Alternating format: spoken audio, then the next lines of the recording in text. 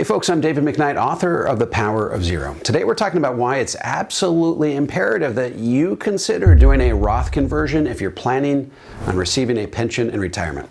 If a pension is part of your retirement picture and you haven't considered this move, you're missing out on a huge opportunity and setting yourself up for a big tax bomb in retirement. Let's start with some cold, hard truth. Trump is likely to extend his tax cuts another 8 years, and all the independent think tanks predict those tax cuts will add an additional $5 trillion to the national debt by 2034. Add another $2 trillion per year on top of that due to our country's over-exuberant spending, and we'll be looking at $65 trillion of debt by the time all the dust settles. So when the Trump tax cuts expire in 2034, we're going to be looking at an unprecedented debt crisis, and our country is going to need massive infusions of cash to help bail us out. According to former Comptroller General of the U.S. government, David Walker, this tax crisis could precipitate a doubling of your tax rate over time. So what do dramatically higher future tax rates mean for you personally if you're planning on receiving a pension in retirement? Well, let's lay a little groundwork first. For starters, you should know that your pension counts as provisional income. That's the income that the IRS keeps track of to determine if they're going to tax your Social Security. If you have a particularly large pension, that means that 85% of your Social Security is likely to become taxable. So the combination of your taxable pension and the taxable portion of your Social Security is likely to fill up your 10% bracket and most of your 12% bracket in retirement.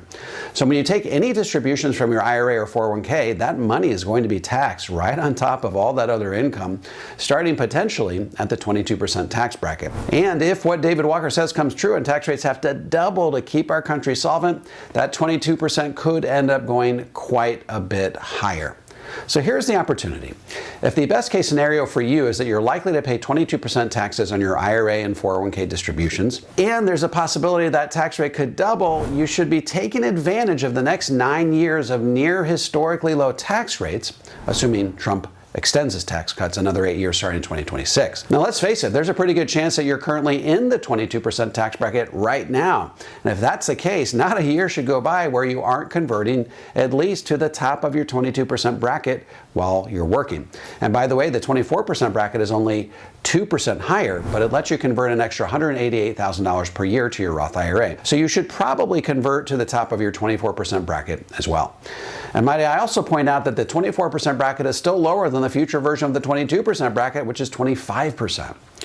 So let's recap. If you're currently in the 22% bracket, any distributions you take out of your IRA or 401k in retirement are likely to be taxed on top of all your other pension income and the taxable portion of your Social Security, which will fill up the 10% and 12% brackets. That means you'll start paying taxes on those IRA or 401k distributions at 22%, and that's assuming taxes don't go up. We also know that the 24% bracket is only 2% higher on the margin, and it allows you to get an extra $188,000 of Roth conversions done.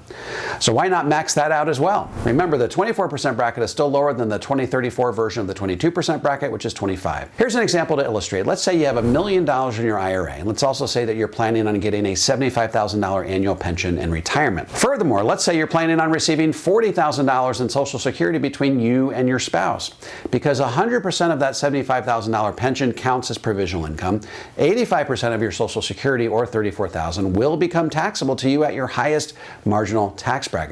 So between your $75,000 pension and the taxable portion of your Social Security, $34,000, that's $109,000 of gross income. Sure, we can subtract the standard deduction to bring that income down a bit, but here's the point. Your pension and the taxable portion of your Social Security will pretty much consume all of your 10% bracket and most of your 12% bracket. And that's before you draw $1 from that $1 million IRA. So when you eventually take money from your IRA through RMDs or otherwise, those dollars will land right on top of all your other income and get taxed at 22% or whatever the future version of the 22% bracket happens to be.